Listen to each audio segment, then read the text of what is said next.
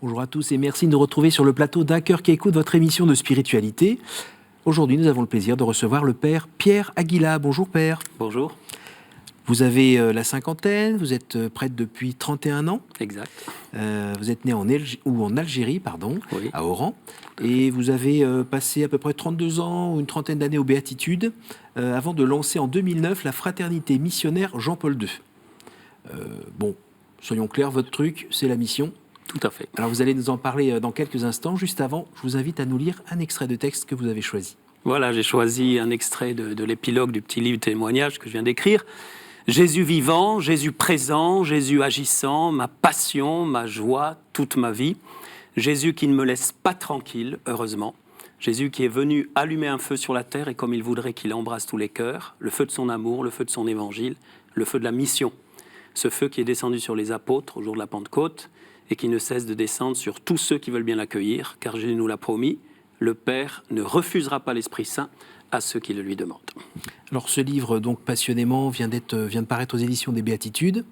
Et là, vous racontez tout simplement votre bonheur d'être prêtre. Oui, et c'est pour ça que je l'ai appelé aussi passionnément, un prêtre heureux raconte. Et j'ai choisi aussi ce thème du feu qu'on trouve dans l'Évangile. Jésus qui est venu allumer un feu sur la terre et comme il voudrait qu'il soit accueilli. Donc voilà, ma passion, c'est ça, que ce feu de son amour soit accueilli par le maximum. Alors vous n'êtes pas né comme ça, hein? Ah ben non. Je suis né d'abord en Algérie, oui, et pied noir et fier de l'être, de mère marseillaise aussi. Un très beau témoignage de mes parents, qui sont partis au ciel il y a quelques années, 55 ans de mariage. Ma mère était athée, elle était même anarchiste. Ah oui. Mon père, par contre, formé par les jésuites, et mes plus vieux souvenirs de messe, tout petit, c'était avec mon papa. C'est lui qui nous emmenait à la messe le dimanche. Et puis, bon, il y a eu un événement, peut-être qu'on en parlera, mais où ma maman a découvert Jésus, a eu une conversion forte. Et c'est par elle, d'ailleurs, qu'il s'est passé des choses dans ma vie. Et racontez-nous tout de suite. Ah, ben voilà. Eh bien, par une amie, d'ailleurs, de la famille de Lanza del Vasto, fondateur de l'Arche, ma maman a découvert le Christ dans, disons, la mouvance du renouveau charismatique. Et moi, je rentre en terminale à l'époque et elle me dit « Tu veux pas venir à un rassemblement pendant que moi j'irai prier, toi tu étudieras » parce que c'était C, enfin on dit S aujourd'hui, il y avait pas mal de boulot. Et donc, bon, j'y suis allé et je me suis fait complètement avoir, quoi, dans le bon sens. Je suis rentré dans cette basilique de Paray-le-Monial, c'était 76, un des premiers rassemblements organisés par le comité de l'Emmanuel. Et puis là, dans une assemblée de louanges, très difficile à décrire, hein, une expérience de quelques secondes, mais qui a complètement bouleversé ma vie. Un sentiment que ce Jésus, auquel je croyais plus ou moins, bon, j'allais encore plus ou moins à la messe, mais je crois que j'aurais quitté l'église très vite, ce Jésus est vraiment vivant. Il m'aime à la folie, un sentiment d'amour et vraiment une étincelle d'amour.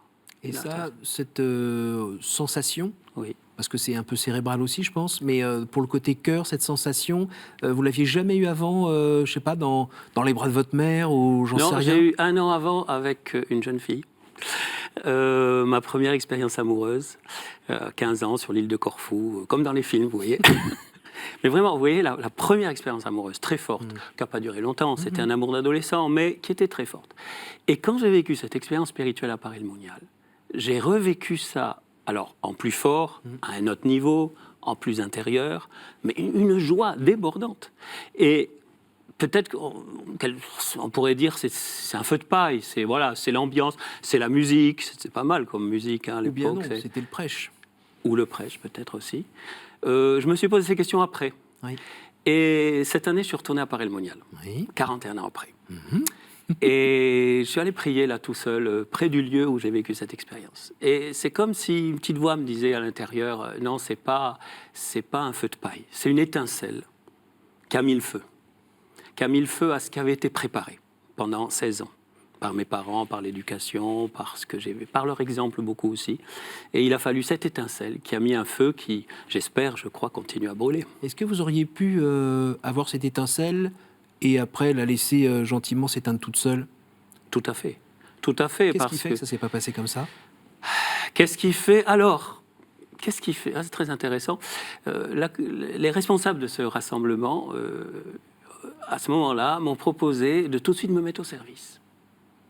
J'étais aux cassettes. À l'époque, c'était les cassettes. Oui. Donc, je voulais faire des études de... Donc, pour préciser les cassettes, c'est-à-dire qu'il y avait les conférences qui étaient enregistrées. Exactement. Et après, il fallait doubler les cassettes. Oui, pour vous savez, ensuite, c'était les machines, là, comme ça. Et moi, j'étais passionné d'audiovisuel. Je voulais faire d'ailleurs des études d'audiovisuel. Et donc, ils m'ont tout de suite mis au service. Et j'adorais ça. C'était fantastique. Et donc, en même temps, je suivais la session. Donc là, avec les enseignements, et en même temps, je faisais ce qui me plaisait. Voilà. Je crois que ça a beaucoup joué. Bon. Après, il y a eu bien sûr mes parents, qui étaient tous les deux dans la foi, et qui ont aussi joué un rôle voilà. Puis après, j'ai rencontré une communauté. C'est sûr que le fait d'avoir rencontré cette communauté à l'âge de 18 ans, certainement a fait que ce feu qui commençait à brûler... Parce que c'est ça. Oui. Ce moment-là, certains le vivent, mais ça peut redescendre parce qu'il n'y a pas de cadre pour le porter. Et d'autres vivent cette conversion, on appelle ça les nouveaux convertis, vous les connaissez, vous les croisez, et puis ils ont plein de fruits, la vie est formidable, et après ça redescend à nouveau tout seul. Donc vous, ce que vous dites, c'est à nouveau pas être seul. Exactement. Et ça, j'en vois beaucoup des jeunes comme ça. Dans 40 ans, j'en ai vu, qui ont vécu des expériences très très fortes, certainement même plus fortes que ce que j'ai vécu. Et ça peut durer 1 an, 2 ans, même parfois quand un groupe de prière ou une spiritualité, un mouvement. Mais s'il n'y a pas un accompagnement, s'il n'y a pas, surtout dans le monde d'aujourd'hui, peut-être encore plus qu'à 40 ans, je ne sais pas. Mais en tout cas, voilà, ça a été fondamental pour moi, oui. Alors, communauté... Après la suite, qu'est-ce qui se passe? Là, j'ai rencontré cette communauté du Lion de Juda et de la Nuée Mollet à l'époque, qui venait de fonder depuis 2-3 ans. Oui. On était une 60aine. C'était que des laïcs. Il n'y avait pas de prêtres, il n'y avait pas de consacrés. Et là, deuxième coup de foudre, j'allais dire, je ne m'y attendais pas non plus. Alors c'est vrai que ce que j'ai oublié de dire, c'est que dans cette expérience, dans ces quelques secondes, minutes à Paray-le-Monial, il y a eu aussi l'appel sacerdotal. C'est Jésus, tu m'aimes tellement, moi je veux te donner tout, je serai prêtre. Je ne sais pas pourquoi j'ai dit ça. J'ai su après que petit... Mais j'avais oublié.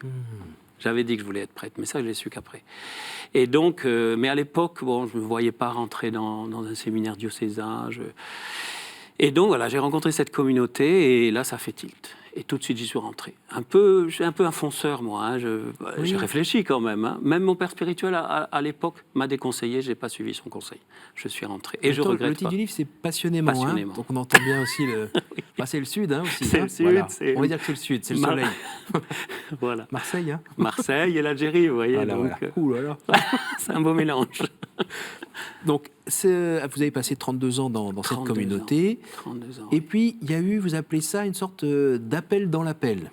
Oui, disons que j'étais très heureux, Béatitude. J'ai pu vivre sur plusieurs continents, j'ai participé à des fondations, j'ai fondé des maisons, voilà, beaucoup d'aventures, quelques-unes que je raconte dans le livre. Et puis, un jour, devant le Saint-Sacrement, pendant mon heure d'oraison, parce qu'au Béatitude, d'ailleurs, nous aussi, on a repris ça, on fait 1 heure de prière personnelle par jour. Et pendant mon heure d'oraison, au Pérou, alors que j'étais en visite de la maison là-bas, une espèce de... C'est une évidence. Moi, j'ai jamais eu de voix, de vision. Je suis très basique. Vous avez quand même les 2 doigts dans la prise à 18 ans. Oui, mais comment dire, c'est intérieur, il n'y a pas de voix, il n'y a pas de vision, c'est une espèce d'évidence. Je crois que l'évidence est très importante pour moi dans le discernement. Et donc, après, quand ça revient, pardon de vous couper, quand ça revient, on ne se dit pas, mais c'est un peu le fruit de mon imagination. Oui, j'ai eu des moments de doute comme ça. Qu'est-ce qui corrobore cette évidence, en fait? C'est la joie dans l'action, la joie dans la vie, le sentiment de plénitude. Parfois, je me suis dit, un jour j'ai croisé le cardinal de Vienne, on m'a présenté à lui, disant que j'ai été appelé jeune, et il me dit, ah, c'est super d'être appelé jeune, c'est une grâce. Oui et non, parce que parfois je me suis dit, peut-être tu n'as pas assez vécu, peut-être tu as été trop conditionné, peut-être tu n'as pas eu le temps de choisir. Et tout de suite je me reprends et je me dis, regarde, t'es heureux comme ça. Et à la limite, si je me suis trompé, et après je suis heureux. Voilà. Donc voilà, bon, c'est ma façon de discerner. Donc voilà. Donc devant le Saint-Sacrement, il y a eu cette espèce d'évidence. Pierre, je te donne la santé, pour l'instant en tout cas, tu as la santé. Défonce-toi, donne tout ce que tu as pour rejoindre les plus lointains. Particulièrement les jeunes. Pas que les jeunes, mais ceux qui ne sont pas dans les églises. Et il m'est venu une fraternité missionnaire. Bon. Alors moi, je pensais que c'était dans le cadre des béatitudes, parce que j'étais très heureux aux béatitudes. J'ai mis bien deux ans avant de comprendre que c'était quelque chose dans la continuité, mais quelque chose de nouveau. Et en même temps, même si vous êtes plein de vie et d'enthousiasme, quand vous avez entendu ça, vous n'êtes pas tout de suite sorti avec votre porte-voix dire à tout le monde « Hé les gars, j'ai un appel !» Non. Vous avez attendu, Surtout laissé pas. mûrir, et vous en avez discuté avec un évêque. Exactement. J'ai gardé ça presque 2 ans, 1 an et demi. Je l'ai dit à 2-3 très proches. Et je l'ai gardé. Et ensuite, je suis allé faire 1 mois de retraite en Amazonie, parce qu'on avait une mission là-bas, simplement pour poser la question, Seigneur, est-ce que je vais voir mon évêque ou pas? Et au bout du mois, c'était évident. Et je suis allé voir Monseigneur Carré, qui était à l'époque archevêque d'Albi, qui était l'évêque dont j'ai pendé. J'ai tout raconté. Il m'a dit, écoute, si c'est de Dieu, super, hein, quel évêque n'aimerait pas avoir une fraternité qui s'occupe des plus lointains? Je te bénis, et puis voilà. Et ça a démarré comme ça. Après, il y a eu d'autres rencontres, mais voilà, non, j'ai gardé ça parce que j'hésitais, je voulais pas sortir. J'étais trop heureux aux béatitudes. Un peu de peur? Non. C'est pas de la peur, c'était plutôt bien installé dans son... Oui, et j'avais un ministère de prédicateur. J'ai été pendant 18 ans responsable de différentes maisons. Puis enfin, j'ai lâché les responsabilités pour être prédicateur à temps plein. J'étais prédicateur itinérant. C'était une joie pour moi. Prêcher l'évangile, on est ordonné prêtre pour ça d'abord. Et c'est vrai que dans l'Église catholique, on n'a pas beaucoup de prédicateurs itinérants. On est pris par les paroisses, par toutes sortes de ministères. Et surtout en Italie. À l'époque, j'étais en Italie. J'ai vécu 14 ans là-bas. Et donc, arrêter ce ministère, voilà. C'est plus ça. Mais bon, c'était tellement évident qu'il fallait suivre. Et puis après, comptant sur la providence, sur le Seigneur qui allait, ou non, confirmer pas après pas. Même aujourd'hui, je me dis, bon, je pense que c'est de Dieu ce qu'on a lancé. Mais aussi, un point très important, l'évidence que c'est pas pour fonder un nouveau truc. Que la fraternité en soi, on s'en fiche. Moi, je dis souvent, mes frères, on s'en fiche, c'est pas ça. C'est bon, si ça peut servir, si ça peut aider, mais toujours dans l'Église. Voilà. Parce que souvent, la question que se pose une partie des chrétiens, c'est pourquoi on fonde encore un nouveau truc? Est-ce que les anciens, avec toute leur expérience séculaire, épuisent déjà pas, j'ai envie de dire, tous les états de vie spirituels? Oui et non. Il y a toujours eu une floraison de nouvelles réalités dans l'Église, peut-être pour s'adapter au temps, non pas que les franciscains que chez les bénédictins. J'ai eu ma tentation franciscaine aussi. D'accord. Hein. Mais là, et peut-être que c'est après coup que j'ai compris pourquoi on s'appelle Jean-Paul II, parce que ça s'est imposé à moi, j'ai pas choisi. C'est vraiment dans le sens de... Je dis souvent, notre fraternité est née pour vider les églises. Pour partir, pour coacher, une espèce de coaching missionnaire pour que les fidèles récupèrent. Alors, il y a des tas de communautés qui font ça, je dis, on n'est pas la seule. Le propre d'un nouveau charisme de fondation dans l'Église, il n'invente pas tout. Mais bon, il y a peut-être une particularité, notamment pour des prêtres qui ne soient pas forcément pris par les paroisses, il en faut dans les paroisses, mais qui est, par exemple, on a un prêtre qui est DJ, voilà, qui fait des christothèques, qui a du temps pour développer, dans le sens de la nouvelle évangélisation dans Jean-Paul II. Fraternité, missionnaire Jean-Paul II. Pourquoi fraternité? Fraternité parce que dans le sens où on veut vraiment être tous frères. Vous avez qu'un seul père, vous êtes tous frères, même s'il y a des responsabilités, mais vivre les choses le plus possible en fraternité, en frères. Non pas pour être dans un cocon. Pour nous, la fraternité est ordonnée à la mission. Elle est très souple d'ailleurs. On la conçoit très souple, très légère. Vous êtes combien? Actuellement, on est 6 prêtres, un diacre. Tous à Fréjus? Non. Il y a une équipe qui est en Amazonie. Alors là, c'est plus sœurs et laïcs. On a un prêtre aussi sur l'île de la Réunion. Enfin, c'est la France, mais c'est quand même à 12 000 km. Et puis, en Italie aussi. Voilà. Et à Fréjus. Votre responsabilité dans cette fraternité vous pousse à voyager beaucoup? Oui. Et donc à continuer à prêcher un peu partout? Voilà. Un peu plus maintenant parce que tant que j'étais le seul prêtre, voilà. Puis on a en plus une paroisse quand même, une petite paroisse, une base paroissiale à Fréjus-Plage. Donc je suis le curé pour l'instant. Fréjus-Plage, la Réunion, l'Amazonie. On pourrait dire c'est la belle vie. Hein. Là, on tourne. Mais vous voyez, avec votre petit accent chantant, tout d'un coup, oui. J'ai eu la joie de prêcher dans des lieux absolument fantastiques dans le monde. Mais vous savez, vous arrivez, vous allez dans le lieu de la prédication, vous prêchez, vous animez, et vous reprenez l'avion. Et vous n'avez même pas visité. Donc, là, la tentation... Alors, la mission, annoncer qui, annoncer quoi encore? Répéter encore que Jésus est venu nous sauver? Ça fait quelques années maintenant. Vous avez encore le cœur à l'ouvrage? Bon, c'est du 4e, 5e degré. Hein. Non, mais il n'y a aucun problème. Vous savez, de plus en plus, je parle de témoignage plutôt que de mission et même d'évangélisation. Je crois que ce qui est le plus important, c'est que chacun, à son niveau, comme il peut, témoigne du Christ ressuscité. Alors bien sûr, on ne témoigne pas de quelqu'un qu'on n'a pas connu. Si ce Christ est un personnage, comme dit le Père Cantalamessa, et pas une personne, c'est difficile d'en témoigner. On ne vend pas un produit. Donc je crois que le cœur du cœur, c'est quand même la relation à Jésus. Donc c'est ça, là. Pour être un bon missionnaire, il faut d'abord être un bon contemplatif. Donc pour nous, c'est fondamental.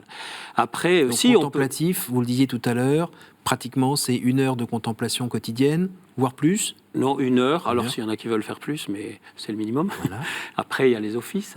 Les offices, on est tenus aux offices et on fait avec joie, parfois ensemble, parfois seul. La messe tous les jours. J'ai le bonheur de célébrer la messe depuis 31 ans, tous les jours que Dieu fait. Ça, c'est une grâce parce que, voilà, c'est vraiment le lieu où on se recharge. Et puis voilà. Après... Qu'est-ce qui se passe quand vous dites la messe, quand vous dites c'est un lieu où on se recharge? Ah, la messe. D'ailleurs, je dis dans mon livre, je ne comprends pas qu'il n'y ait pas plus de jeunes qui se posent la question d'être prêtres, parce qu'il paraît que les vocations sont en baisse encore de 30% là, cette année, depuis les dernières années. Parce que, enfin, quand on y croit, hein, bien sûr, si on n'y croit pas, mais quand on croit que là, enfin, Dieu se fait pain, quoi, se fait chair sous nos yeux. Je me dis parfois comment ces mains ne sont pas cramées, quoi. Depuis 31 ans, ça fait plus de 10 000 messes, quoi. Chaque fois, le Saint-Esprit qui passe à travers ce pauvre prêtre. Alors, c'est pas forcément sensible, hein, c'est dans la foi. Mais parfois, il y a quand même des moments, ça dure quelques secondes, mais c'est pas de nirvana, parce que c'est pas du nirvana, c'est trop, quoi. Je me tiens à l'autel parfois, quoi. C'est trop. Non, la messe, c'est... Malheureusement, le problème de la messe, c'est qu'on y est trop habitué. Il y a cette espèce de lassitude. Oui, ça commence à se compliquer, là, parce que comme il y a moins de prêtres, ça devient plus difficile d'avoir des messes, donc là, on va peut-être... à nouveau être sensible. C'est le côté positif de la chose. Ouais. Mais j'aime beaucoup cette phrase de Mère Teresa qu'on a affichée dans notre sacristie. Prêtre de Dieu, célèbre cette messe comme si c'était ta première messe, ta dernière messe, ton unique messe. Et c'est valable aussi, bien sûr, pour les chrétiens qui y participent, qui la vivent. Non, c'est la source de tout. C'est la force. Parfois, j'arrive crevé au début de la messe, et puis je ressors, je pète la forme. Jésus, que vous avez rencontré il y a un petit moment maintenant, votre connaissance de lui, elle a changé ? Est-ce que j'ose dire qu'elle s'approfondit? J'espère. Je dois vous confesser, enfin, très simplement, que je sens pas Jésus vivant, présent tous les jours, 24 heures sur 24. Il y a des périodes où, voilà, je sais qu'il est là, je le sais avec ma tête. Parfois, je me rappelle de ces moments forts. Hein, pas que celui d'il y a 40 ans, parce qu'il y a d'autres moments dans la vie où il se fait un peu plus présent. Ou ce qui m'encourage aussi, j'ai pas besoin de ça, mais c'est de le voir à l'œuvre. C'est de voir ce qu'il fait dans le cœur de ceux qui s'ouvrent à lui. C'est incroyable. Au niveau transformation, paix, guérison intérieure et même physique, j'en ai vu encore récemment, là on dit non, c'est pas possible. Et de temps en temps, vous n'avez pas une petite voix qui vous dit Pierre, c'est quand même toi qui projettes un peu ta vision chrétienne sur les choses, ça peut aussi s'arranger naturellement. Est-ce que tu n'es pas en train un peu de faire monter la sauce? J'arrive pas à douter. C'est terrible ça, mais ça doit être une... Alors, je crois que j'ai hérité ça de mon papa, de la foi de mon papa. Il me disait toujours, la foi, on ne discute pas. Et il ne me disait pas souvent, hein. Et je pense avoir hérité de ça, parce que j'arrive pas à douter. J'ai essayé, hein. J'ai essayé de me dire, non, mais tout ça, c'est du cinéma, tout ça. Mais non, j'y arrive pas. Quand on vous dit la foi qui permet de transporter les montagnes, vous avez vu alors des montagnes bouger? J'ai vu pas mal de montagnes bouger, mais je crois que ce qui manque souvent, chez beaucoup, qui m'a manqué aussi, hein, mais c'est de mettre en action, en œuvre, la foi, c'est un peu comme un muscle. Et souvent, on ne l'utilise pas. Et je crois que plus que nous-mêmes, comme prêtres, faire à la place des gens, c'est aider les gens. En tout cas, dans mon ministère, c'est ce que j'essaie de faire. Aider les gens à mettre en œuvre le peu de foi qu'ils ont. Je dis souvent, il n'y a pas d'instrument pour mesurer la foi. C'est Dieu seul, je connais. Et il dit qu'il suffit d'un peu de foi pour transporter les montagnes. Alors si, ça je le vois souvent, je le vois dans les cœurs, encore une fois, dans les vies. Alors bien sûr, en confession, mais là je peux rien dire. C'est comme prêtre, on est les plus grandes merveilles, et c'est sûr que souvent on les entend en confession. Et là, silence radio total. Père, Fils, Saint-Esprit, le troisième, on n'en parle pas tant que ça. Sa présence dans notre vie de chrétien ordinaire est peut-être moins présente, vous le regrettez? Bien, dans ma connaissance du Christ, ce qui s'est beaucoup approfondi au long des années, et qui est déjà dès le départ, à Paris le Monial en 76, renouveau charismatique, redécouverte de l'Esprit Saint, ne cesse de s'approfondir, et je ne cesse de... Enfin, j'ai envie vraiment d'en parler davantage encore aujourd'hui. Vous en avez parlé un peu dans votre livre. Oui, le livre est un peu... Enfin, du début à la fin, c'est le fil rouge, le Saint-Esprit. Le souffle. Le souffle.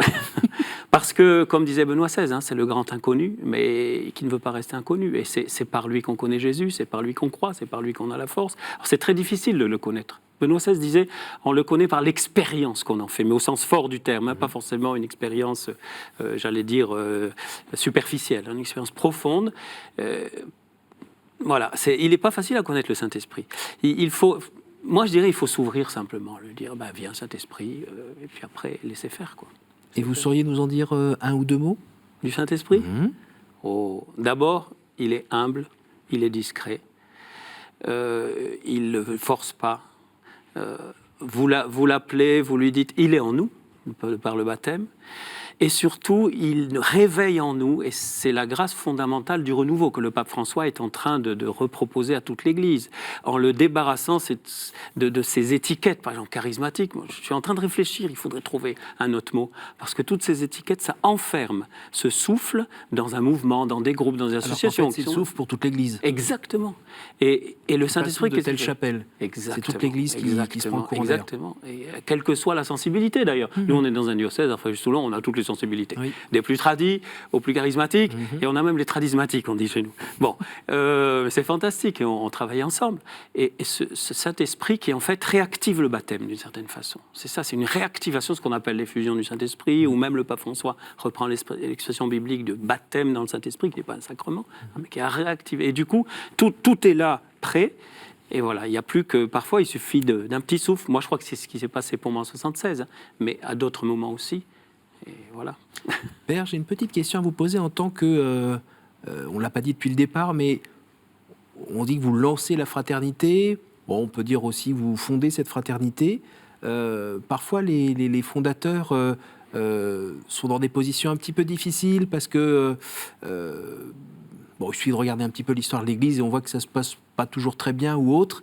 Comment on fait quand on lance ce genre de fraternité pour être juste un outil, être juste un vecteur de l'action du Saint-Esprit dont on parlait et de ne pas avoir son soi qui prend un peu de place, voire un peu trop? Ça, c'est une bonne question.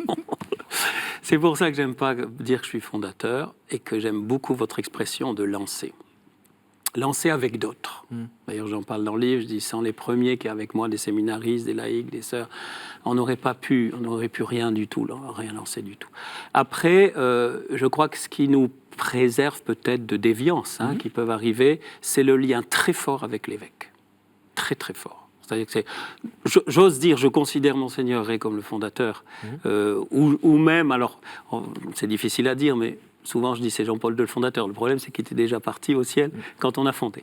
Mais enfin, l'intuition est plus efficace de là où il part. De là-haut, et il n'y a pas de risque, il est sain. Voilà. Mais voilà, les titres, vraiment, les titres, les étiquettes, fondateur, pas fondateur. Et vous sentez, dans cette position-là, qu'il faut être prudent? Oui, tout à fait. Tout à fait, mais je sais, j'ai 58 ans, je ne sais pas combien de temps j'ai à vivre encore, et je me prépare déjà à passer la main le plus tôt possible. Après, on verra. Mais le lien avec l'évêque c'est vraiment notre père et lui qui nous accompagne. Oui. Nous arrivons déjà à la fin de cette émission. Je vais vous poser 3 questions. Quel conseil donneriez-vous à quelqu'un qui vous dirait « J'ai envie de rencontrer Dieu, par quoi dois-je commencer ?» Tu rentres dans ta chambre, tu fermes la porte, t'éteins ton portable, ta tablette, tout. Tu dois tout. Aujourd'hui, il y a beaucoup d'écrans à éteindre. Tu fermes les yeux et tu dis à Jésus, plus qu'à Dieu, en général Dieu, à Jésus, écoute, Jésus, si tu existes, moi je ne crois pas trop en toi, mais si tu existes, manifeste-toi. Quel est votre héros, votre saint, la personne que vous trouvez admirable? Mère Teresa. Au jour du jugement, Père, qu'aimeriez-vous que Dieu vous dise? Tu as cherché à te convertir tous les jours et te remettre en question tous les jours. Merci Père, merci d'être venu partager ce feu, cet enthousiasme qui vous anime. Je rappelle que vous avez donc écrit un livre qui s'appelle Passionnément, un prêtre heureux raconte. On retrouve justement ce feu de la foi, ce feu de la mission, donc aux éditions des Béatitudes. Donc merci beaucoup d'être venu du Sud, merci à vous. Nous amener un peu de soleil. Merci à vous tous pour votre fidélité. N'hésitez pas à partager ce programme autour de vous grâce à notre site www.catotv.com. Bonne soirée et à la semaine prochaine.